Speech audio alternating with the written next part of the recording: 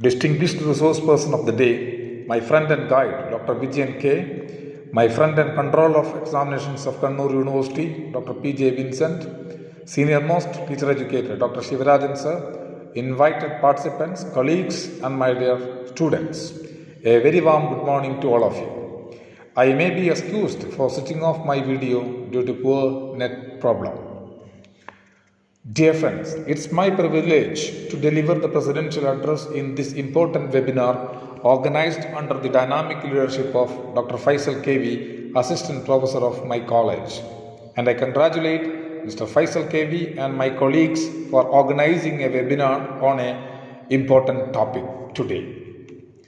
This is really a unique opportunity for KE Sahib Training College to host a webinar with two eminent resource persons to make a critical scan of the new education policy 2020. We all know that this is the third national policy on education of our country. The first was formulated by the then Indira Gandhi government in the year 1968, the second by the Rajiv Gandhi government in the year 1986, which was modified by the P.V. Narasimha Rao government in the year 1992. Now we have the third policy after 34 years, and it has been debated even at its formation stage, and now it has become an open document for us to discuss, understand, and criticize if required. Dear friends, government says this policy will make India world's superpower in knowledge, as it is a blueprint for the future of education from preschool stage to higher education stage. Now, when you go through this document, you will see that it has several promises to keep and appears to be both visionary and very ambitious. And its success will depend upon its execution. And its execution requires, the document says, 6% of the GDP, which is very ambitious. In the current year, it is less than 1%, and our economy is going down. Therefore, it is very difficult to see how it will find its finances. And we all know that all the previous policies failed due to its poor execution. The point is that the policy has some strength, but being a visionary document, it remains vague and has several ambiguities and loose ends that are confusing if not disturbing. For example, it offers the schools to choose any medium of instruction, but also proposes that it is to be mother tongue or any other regional language alongside its three language formula, which consists of two regional languages. Of course, this policy talks about huge qualitative changes in the system of education, but it does not have a roadmap for achieving the ambitions and goals envisaged in the policy. For example, the system requires improved and expanded infrastructure in schools to run its choice-based modules, as well as to make rooms for vocational courses like carpentry, electric work, gardening, pottery, and so on. And teachers are to be well trained with the necessary skills to impart vocational education, which will really be an uphill task for the system without a clear-cut roadmap.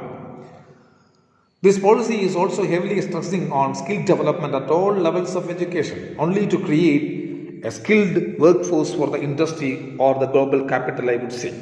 I am sure it will create a new division of laborers by training some people as skilled wage laborers to serve the industry and reserving the knowledge base to work for small sections of people, resulting in a regeneration of caste compartmentalization in a different sense.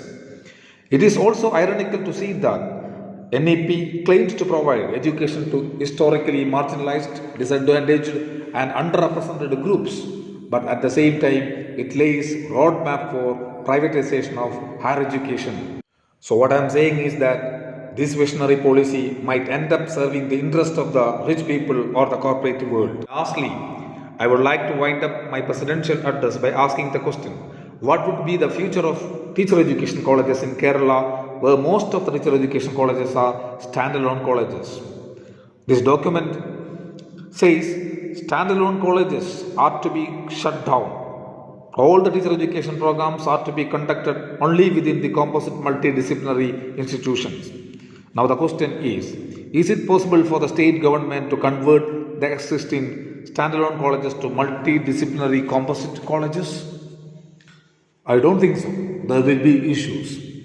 and a sense of discomfort among the teacher educators and college management is on the increase because MHRD has been giving enough indications in recent months that the new policy implies doing away with individual teacher education institutions.